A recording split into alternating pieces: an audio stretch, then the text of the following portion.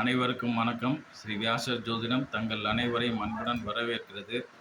நண்பர்களே, சமீப காலமாக நாம் யூடியூப் சேனலில் பார்த்தோம்னா, இந்த ஜோதிடம் குறித்து பார்த்தோம்னா, ஒவ்வொரு ஜோதிடரும் ஒரு ஜோதிடர் மற்றொரு ஜோதிடர் மீது குற்றம் சுமத்துவது, சேரை வாரி தூற்றி வாருவது, இப்படி போயிட்டே இருக்கு. ஒரு ஜோதிடர் மற்ற ஜோதிடர்களோட முறையை தவறாக பேசுகிறாரு. அந்த ஜோதிடர் அவர் இன்னொரு முறையை தவறாக பேசுகிறாரு. இப்படி எல்லாம் ஒவ்வொருத்தரும் மற்றவர் மீது சேர வாரி வீசிக்கிறாங்க. இதில் இந்த ஜோதிடர் சொல்கிறது, அதாவது ஒரு முறையை குற்றம் சொல்கிற ஜோதிடர் அவர் சொல்கிறதுனாச்சும் கரெக்டாக இருக்கான்னா, அந்த கமெண்டில் போய் பார்த்தோம்னா மக்கள் வந்து சொல்கிறாங்க, பொதுமக்கள் வந்து என்ன சொல்கிறாங்கன்னா, நான் இவர்கிட்ட போய் ஜாதகம் பார்த்தேன், 10,000 கட்டினேன், 3,000 கட்டினேன், 1,500 கட்டினேன் அப்படின்னு சொல்லி சரியாக சொல்லலை, ஒரு 5 நிமிஷம் கூட பேசலை, சிலர் வந்து எரிச்சல் படுறாங்க கேட்டாலே, கேள்வி கேட்டாலே அப்படின்னு மக்கள் வந்து கமெண்ட் பண்ணுறாங்க. அதையும் பார்க்குறோம். இப்போ இந்த ஜோதிடர்கள் வந்து இப்படி ஒவ்வொருத்தரும் அவங்கவுங்க முறையை சிறப்பாக சொல்லிட்டு மற்ற முறையை குறை சொல்கிறது ஒரு புறம் இருந்தாலும், இந்த சீடர்கள் இருக்காங்க பாருங்கள், இந்த ஜோதிடர்கிட்ட படிக்கிறாங்களோ இல்லை ஐடிவிங்க தெரியல, எவ்வளோ கீழ்த்தரமான கமெண்ட் அவங்க பண்ணுறாங்கன்னு பார்த்தீங்கன்னா, இப்போ சமீபத்தில் ஒரு சேனலில் அந்த கேபி ஜோதிட முறையை கற்றுக் கொடுக்குறாரு.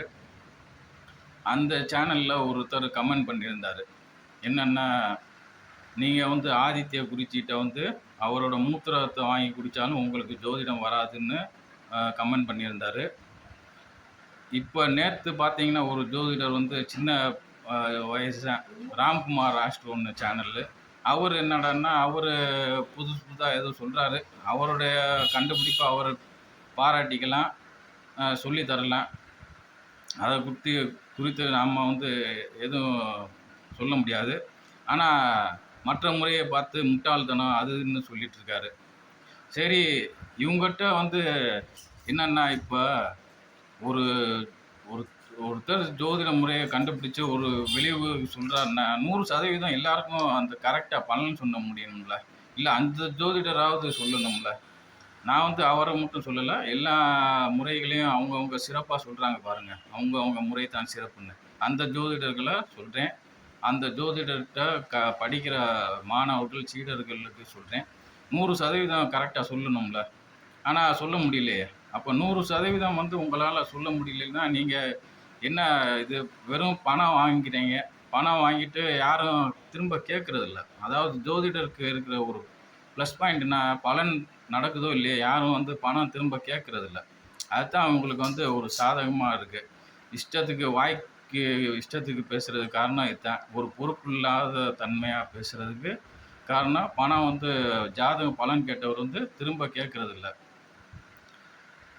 அதனால தான் இவங்க இஷ்டத்துக்கு மற்றவங்கள கேவலமாக பேசுகிறது இப்படி போயிட்டே இருக்கு.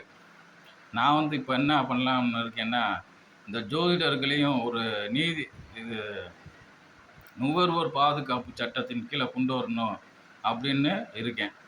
நுகர்வோர் பாதுகாப்பு சட்டத்திலையும் ஜோதிடர்களையும் ஜோதிடத்துறையும் கொண்டு வந்தால் தான் இவங்க வந்து பலன் சொன்னால் நடக்கலைன்னா அதுக்கு வந்து பணம் திரும்ப தர்றது, இல்லைன்னா அதை தர மறுத்து அதுக்கு நஷ்டஈடு கேட்டு வழக்கு போடுறது. இது சம்மந்தமாக நான் வந்து பிரதமருக்கு வந்து கடிதம் எழுத போகிறேன்.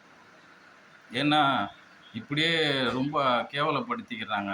ஒவ்வொரு ஜோதிடர் வந்து அவங்கள கேவலப்படுத்துகிறத காட்டிலும் மக்கள் மத்தியில் வந்து ரொம்ப ஜோதிடத்துறையே அசிங்கப்படுத்துகிறாங்க இவங்க வந்து. அதனால கண்டிப்பாக செய்யணும் இது. அதாவது ஒரு ஜோதிடர் பலன் சொல்லி அது நடக்கலைன்னா அவர் ஜாதகர் வந்து பணம் கேட்டால் திரும்ப தரணும், இல்லைன்னா அந்த ஜோதிடம் மேலே நுகர்வோர் பாதுகாப்பு சட்டத்தின் கீழே வழக்கு தொடர்ந்து நஷ்டஈடு கேட்குறது, இந்த மாதிரி செய்யணும்னு நான் இப்போ பிரதமருக்கு கடிதம் எழுதுகிறேன். ஜோதிடர்களை வந்து அவங்கவுங்க வேலை செய்யணும்னா அவங்கள வந்து பொறுப்புக்குள்ளாகணும். அவங்க வந்து பணம் சும்மா 1,500, 3,000, 10,000, 15,000 அவங்க இஷ்டத்துக்கு வாங்குகிறாங்க. அவங்க திறமை அது பழிச்சா ரைட்டு, பழிக்காத பட்சத்தில் வந்து அவங்க வந்து பணத்தை திருப்பி தரணும்.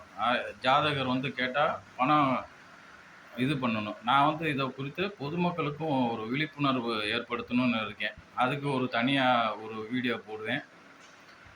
ஏன்னா எங்கள் உறவினர்கள் சிலரே அப்படி பணம் காட்டியிருக்காங்க. இப்போ ஒன்றும் இல்லை. இப்போ நியூமராலஜி படி பேரெல்லாம் மாற்றிருக்காங்க. ஆனால் இன்னொரு நியூமராலஜிஸ்ட்டை போய் பார்த்து திரும்ப அவர் அதை பூரா சொல்கிறாரு. இப்படி திருப்தி இல்லாத தன்மை, அதாவது நடக்கலை. ஜாதக பலன் சொன்னால் நடக்க மாட்டேங்குது. ஆனால் ஃபீஸ் வந்து 5000 10,000 வாங்குறாங்க, 15,000ன்னு. நியூமராலஜி நேமாலஜி போய் பார்த்து பேர் மாற்றுறாங்க. அதுக்கும் பிரயோஜனம் இல்லை. ஆனால் இவங்ககிட்ட வந்து பணம் திரும்ப கேட்க முடியல. ஏன்னா இன்னும் இவங்களை பொதுமக்களுக்கு வந்து விழிப்புணர்வு இல்லை. ஜோதிடர்களும் இந்த இதில் வரல, சட்டத்தின் கீழே வரல. இது நுகர்வோர் பாதுகாப்பு சட்டத்தின் கீழே வரல. அதனால் நான் வந்து ஜோதிடர்களை வந்து நுகர்வோர் பாதுகாப்பு சட்டத்தின் கீழே கொண்டு வரணும், இவங்களை வந்து கண்காணிக்கணும்னு பிரதமருக்கு வந்து கடிதம் எழுத போகிறேன். இதை குறித்து உங்கள் கருத்து என்னவோ அதை வந்து நீங்கள் கமெண்ட் பாக்ஸில் சொல்லுங்கள். நன்றி, வணக்கம். இதுக்கு முன்னாடி ஒரு விஷயம், இப்போ நாம் வந்து 1000 ரூபாய்க்கு ஒரு அயன் பாக்ஸ் வாங்குகிறோம். அவங்களே 1 வருஷத்துக்கு கேரண்டி கொடுக்குறாங்க, கேரண்டின்னு கொடுக்குறாங்க. ஆனால் 10,000 15,000 வாங்கிட்டு பழிக்கலைன்னா கமெண்டில் வந்து பார்த்தா திட்டுறாங்கல்ல. அப்போ நீங்கள் வந்து அதுக்கும் தயாராக இருக்கணும். யாராவது உங்கள்கிட்ட பலன் பழிக்கலைன்னா அந்த பணத்தை ரிட்டர்ன் பண்ண தயாராக இருக்கணும். ஆனால் யாரும் பண்ணுறதா தெரியல. பொதுமக்கள் நேரடியாக கேட்குறாங்களான்னு தெரியல. அதை குறித்து அவங்களுக்கு வந்து ஒரு விழிப்புணர்வு ஏற்படுத்தும் பள்ளியை ஒரு வீடியோ போடுவேன், கண்டிப்பாக போடுவேன். இதையும் செய்வேன், கண்டிப்பாக செய்வேன். ஏன்னா ஃபீஸ் வந்து ஒரு 100 200 வாங்குகிற ஆள்கள் இல்லை. எல்லாம் ரொம்ப டாப் ரேஞ்சில் வாங்கிட்டு ஒருத்தரும் இதில் இது வந்து அரசியல் மாதிரி ஆயிடுச்சு. இப்போ ஒருத்தரை குறை சொன்னால் தான் நம்ம பக்கம் கவனம் திரும்பும் அப்படிங்கிறக்காகவே செய்கிறாங்க. 2வது இந்த ஸ்டூடெண்ட்ஸு பார்த்தீங்கன்னா, கமெண்ட் பண்ணுற ஸ்டூடெண்ட்ஸாக இல்லை ஐடிவிங்க வச்சு பண்ணுறாங்கன்னு தெரியல. அவ்வளோ கீழ்த்தரமான கமெண்ட்ஸாக இருக்குது. இதுக்கெல்லாம் காரணம் இவங்களுக்கு வந்து ஜோதிடர்களுக்கு வந்து ஒரு பொறுப்பு, அதாவது பொறுப்பு கீழே வரல. இந்த பொறுப்பு வரணும். அதாவது பலன் சொல்லி பழிக்கலைன்னா யாராவது பணம் கேட்டால் திரும்ப தரணும். அந்த பொறுப்புக்குள்ளாக இவங்களுக்கு கொண்டு வரணும். அதுக்கு தான். சரி நண்பர்களே, நன்றி, வணக்கம். மீண்டும் சந்திப்போம்.